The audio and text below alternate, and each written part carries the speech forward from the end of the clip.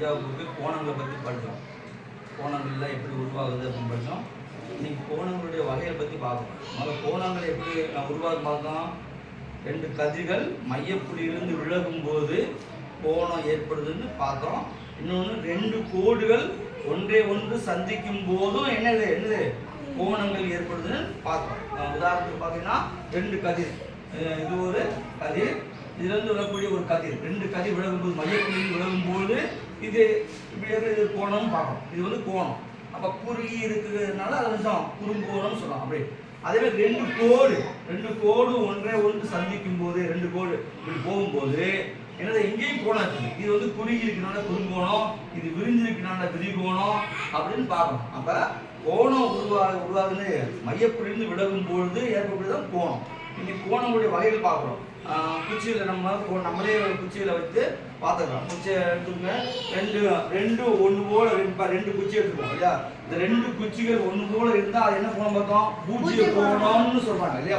எதுவுமே கோணம் உருவாகாது. பூஜ்ஜியம் பூஜ்ஜியம் டிகிரி இருந்தால் பூஜ்ஜிய கோணம். கொஞ்சம் அப்படி விலகும் போது இது என்ன கோணம், இது குறுகி இருந்தா என்ன கோணம், குறுங்கோணம்னு சொல்றோம். குறுகி இருக்கக்கூடிய கோணம் குறுங்கோணம். குறுகியா இந்த குருவாக்கா இந்த குறுகி இருக்க கோணம் கொடுக்கும். இது எதுன்னா 0 டிகிரியிலிருந்து 90 டிகிரி வரைக்கும், 90 டிகிரிக்கு வரைக்கும், 90 டிகிரிக்கு உள்ள 0 டிகிரிக்கு மேலே, அதுல இருந்து 0 டிகிரிலிருந்து 90 டிகிரி வரைக்கும் என்ன கோணம், 90 டிகிரிக்குள்ள வரைக்கும் என்ன கோணம், குறுங்கோணம்னு சொல்றாங்க சரியா.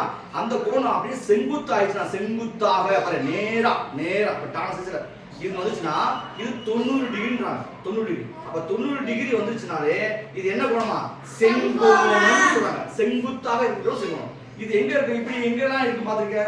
நம்ம படிக்கட்டுல பாத்தீங்க, படி ஏறுமா. அப்ப படிக்கட்டுல இருக்கிற கோணம் என்ன கோணம், செங்கோணம். இன்னொன்று இப்படி எழுத்து என்ன, ஏதாவது எழுத்து இருக்கு நமக்கு, டா. Very good. தமிழ் எழுத்துல டா இருக்கு. டா வந்து செங்கோணத்துல உருவாகுது அப்படின்னு நம்ம பார்த்துறோம் சரியா. இப்ப இது வந்து செங்கோணம். இதே 90 டிகிரி, அப்ப 90 டிகிரி வந்துச்சுனாலே செங்கோணம். அப்ப இப்ப எதுக்கு என்னது குறுங்கோணம் பார்த்தோம், அப்புறம் விரிகோணம் செங்கோணம் பார்த்துருக்கோம். இதே 90 டிகிரி கொஞ்சம் தாண்டிடுச்சு அப்படின்னா, ஒரு 100 டிகிரியாவோ 120 டிகிரியாவோ வந்துச்சுனாலே இப்ப எப்படி ஆகுது, விரிஞ்சிருக்கு இல்லையா. விரிஞ்சிருக்கு, இப்ப விரிவா இருக்கு. இப்ப விரிவா இருந்தா என்ன கோணம், அது விரிகோணம்னு சொல்றாங்க. விரிகோணம். அப்ப அது 90 டிகிரிக்கு மேல 180 டிகிரிக்கு உள்ள, 90 டிகிரிக்கு மேல 180 டிகிரிக்கு உள்ள கோணம் என்ன கோணம், விரிகோணம்.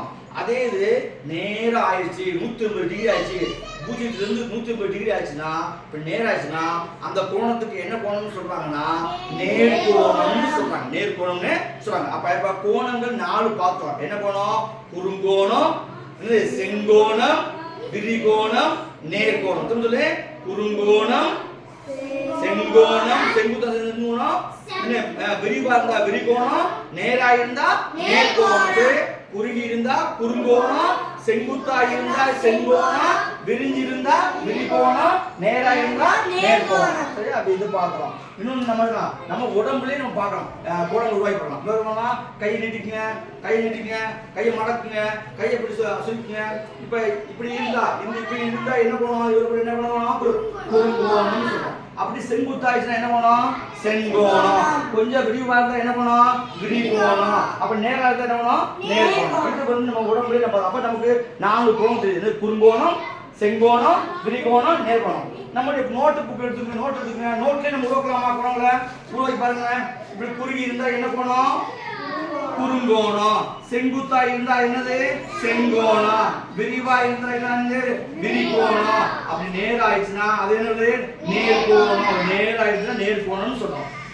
இது வந்து கோணங்கள் உருவாக்கும் போது நம்ம கடிகாரத்திலேயே இந்த கோணங்களை உருவாக்கி பார்க்கலாம் சரியா. இப்ப 12 மணியா இருக்கு. இந்த 12 மணி இப்ப என்ன இருக்கு, ஏதாவது கோணம் உருவாயிருக்கா, இல்ல. கோணமே உருவாகல அப்படின்னா இது என்ன கோணம், இது பூஜ்ஜிய கோணம்னு சொல்றாங்க சரியா. அதே இது கொஞ்சம் இப்படி ஆயிடுச்சு, கொஞ்சம் ஒரு 2 நிமிஷம் வந்துருச்சு, 12 மணி 2 நிமிஷம் ஆச்சுன்னா இது என்ன கோணம், குறுங்கோணம் அப்படின்றோம். இதே இது கவனி, இதே இது 3 மணியா இருக்கு அப்படின்னா இப்ப இது என்ன கோணம், செங்குத்தா இருக்கா, டான்ஸ் இருக்கா. அப்ப 3 மணி என்பது செங்கோணம். இன்னொரு செங்கோணம் உருவாக்கலாம். என்னதுல 9 மணியை செங்கோணமா உருவாக்கலாம். அப்ப செங்கோணத்துக்கு எடுத்துக்காட்டு 3 மணி சொல்லலாம், 9 மணியும் சொல்லலாம். இப்ப விரிகோணம். இப்ப இதே 3 மணி 9 மணி 10 நிமிஷம் ஆச்சுன்னா இது என்ன கோணம், விரிகோணம். நிறைய விரிகோணங்கள் சொல்லலாம். சரி, அப்புறம் நேர் கோணத்துக்கு எத்தனை மணி சொல்லலாம்? 6 மணி சொல்லலாமா? நேர 6 மணி இருந்தா நேர் கோணம் சொல்லலாம். இப்போ இதெல்லாம் இந்த கோணங்களை உருவாக்குறது கடிகாரத்திலே நம்ம இருக்கு, நம்ம படிக்கக்கூடிய லெட்டர்ஸ்லேயே இருக்குது என்னென்ன கோணங்கள் அப்படிங்கிறத நம்ம பார்க்கணும். அப்போ என்ன இப்போ என்ன கோணம் இருக்கும்?